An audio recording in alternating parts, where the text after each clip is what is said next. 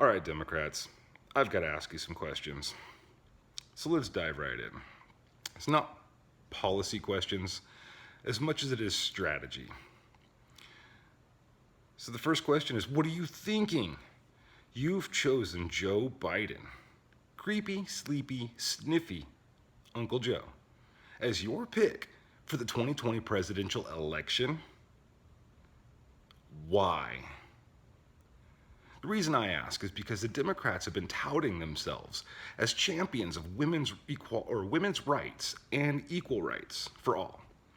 But I'm not seeing it with his behavior, running around and sniffing and petting women and children that he's using as a prop on stage. Who thought that was a good idea? Not just once, multiple times.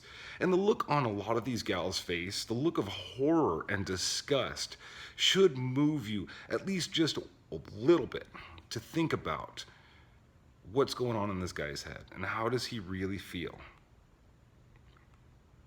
Then you've got the way he speaks to people at rallies, speaks to the media, even people who, just regular citizens like you and I who show up to ask him questions.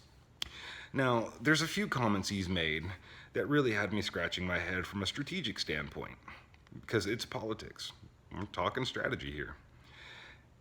Saying stuff like, you ain't black if you don't vote for me?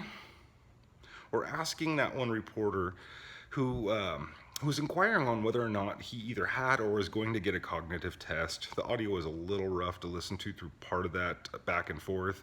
But Joe's response was to ask if the guy, oh, come on, man. That's like asking you get tested for cocaine before joining this program? Or what was it? I think just a few days after that event, we got the guy out there saying something to the effect of black folks aren't as diverse as Hispanic folks. I don't get it. I mean, was this planned? Is someone putting this stuff into his speeches for him, trying to sabotage the guy? Do people actually think that this resonates with people? Because I'm not seeing it.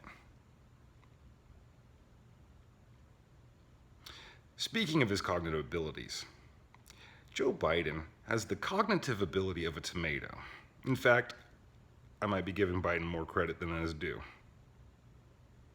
He can't get through a single sentence without falling flat on his face, either forgetting what he says or trying to play it off as he's going to say something borderline offensive. And again, talking about strategy, it seems almost like he's trying to play the trump card and be edgy and be a little bit combative. But Joe, it's not working. It's just like you trying to relate to people. You are the least relatable person I have seen to date when it comes to politics. So stop it. Just knock it off. You know, the way he can't get through a sentence, it actually reminds me a lot of when Hillary Bot was short-circuiting during the 2016 race. That's right, Hillary Bot. Look it up. It's just wrong. But this reminds me of that on the same level. It's not the same manifestation of the same ailment or programming error. I don't know, honestly. At this point, 2020 has been so wild, I wouldn't put it past. I just wouldn't be surprised.